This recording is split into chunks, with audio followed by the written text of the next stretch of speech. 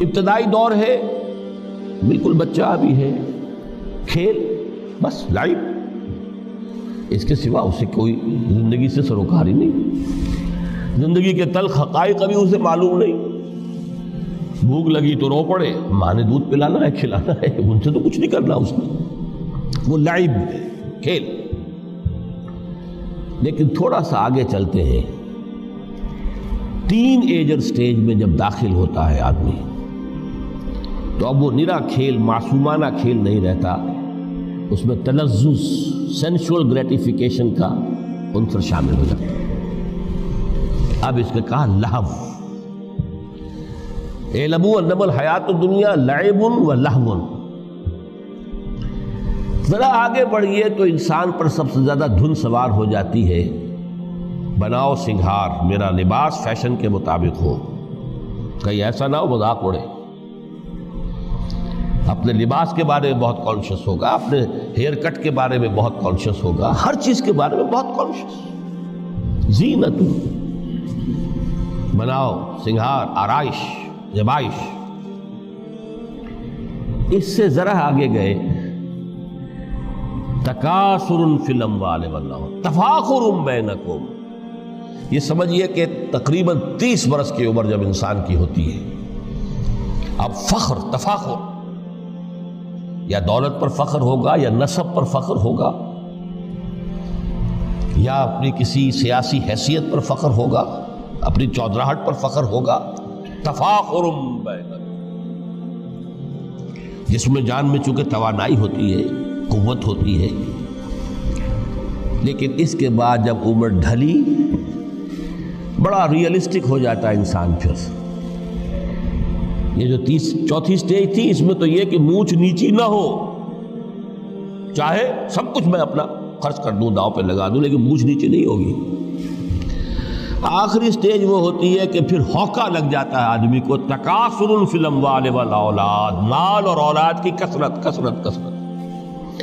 اب یہ ہوتا ہے کہ مونچھ نیچی کیا، مونڈ بھی دی جائے تو کوئی حرج نہیں، مال آنا چاہیے، ویری ریئلسٹک۔ اور اسی حال میں انسان ہوتا ہے۔ آخری پارے کی صورت نے پھر اس میں ایڈ کر کے اس کے اوپر مہر لگا دی، الہاکم التکاثر حتی زرتم المقابر۔ یہ تکاثر جو ہے پیچھا نہیں چھوڑتا۔ اتنی دولت بھی ہے کہ آپ کی 10 نسلیں کھا سکے اطمینان سے بیٹھ کر، تب بھی صبر نہیں ہوتا۔ بڑے میاں کی ٹانگیں جو ہیں وہ قبر میں لٹکی ہوئی ہیں، لیکن تکاثر جو ہے، تکاثر مال، وہ پیچھا نہیں چھوڑتا۔ حتی زرتم المقابر، یہاں تک کہ قبر تک جاؤ، قبر میں اتار دیا جائے، جب تک ٹانگیں صرف لٹکی ہوئی ہیں اس وقت تک نہیں۔ اس کے بعد تشبیہ دی ہے کہ یہ حیات دنیاوی کا جو ایک سائیکل ہے، اعلموا انما الحیات الدنیا لعب و لہو و زینت و تفاخر بینکم و تکاثر فی الاموال والاولاد۔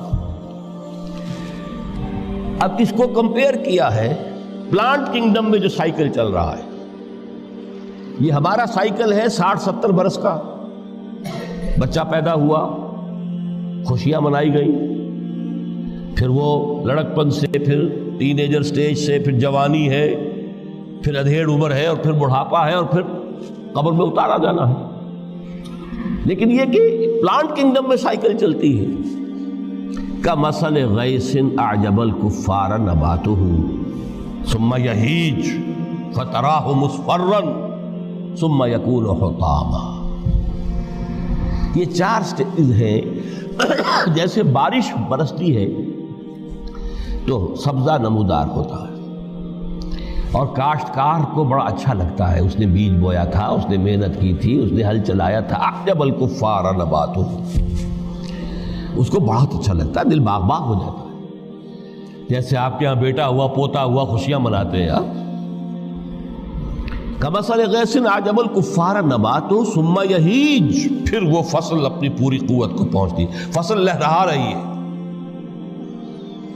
فتراہ مصفرا، پھر وہ زرد ہو جاتی ہے، وہ ہریاول اب ختم ہوئی ہے، اب فصل پک گئی ہے، اب وہ زردی پر آ گئی ہے۔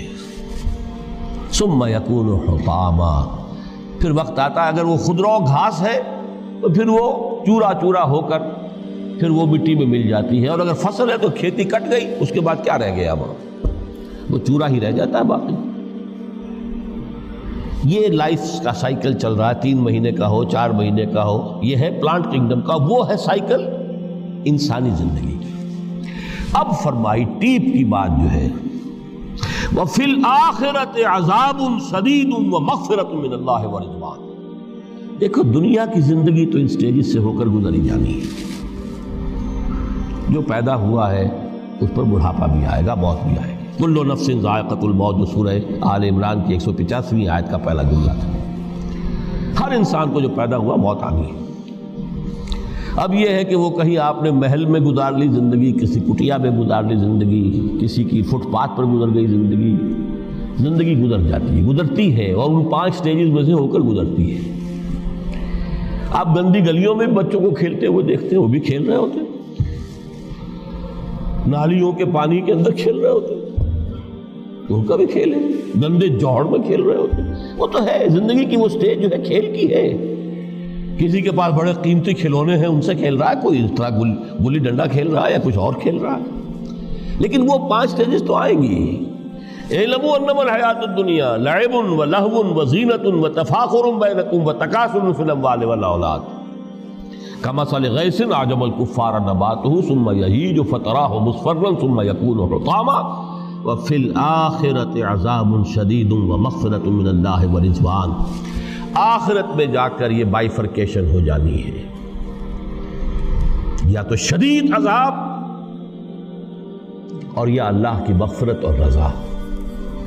Now the choice is yours، اما شاکرا و اما کفورا، فیصلہ تم خود کر لو۔ وما الحیات الدنیا الا متاع الغرور، یہاں بھی آخری الفاظ وہ ہے کہ دنیا کی زندگی دھوکے کے سوا کچھ نہیں۔ کیوں؟ اگر تو دنیا کی زندگی میں گم ہو گئے، جیسے کہ اقبال نے کہا ہے کہ کافر کی یہ پہچان کے آفاق میں گم ہے، اور مومن کی یہ پہچان کے گم اس میں ہے آفاق۔ دنیا میں رہو، طالب دنیا نہ بنو، طالب عقبہ، طالب آخرہ۔ دنیا میں رہو، برتو، استعمال کرو، تمہارے لیے پیدا کیا گیا، بھائی برتو، متاع ہے، برتنے کی شے ہے۔ ہاں حلال اور حرام کی پابندیاں سامنے رکھو، باقی برتو۔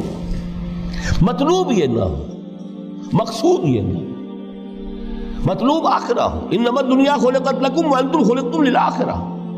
منزل وہ رہے، مستحضر رہے، سامنے رہے کہ میں تو اجنبی ہوں، یہاں یہ میرا وطن نہیں ہے۔ الدنیا سجن المومن و جنت الکافر۔ جیسے کسی پرندے کو کسی پنجرے میں بند کر دیا گیا ہو، اس طرح ہمیں اس دنیا میں بھیج دیا گیا، اللہ کی مرضی ہے، اس نے بھیجا ہے۔ جب تک وہ چاہتا ہم رہیں گے یہاں، لیکن ہمارا دل یہاں نہیں لگے گا۔ بازار سے گزرا ہوں، خریدار نہیں ہوں، طالب دنیا نہ، تب تو یہ کوئی دھوکے کا سودا نہیں، وطن نہیں، بالکل نہیں۔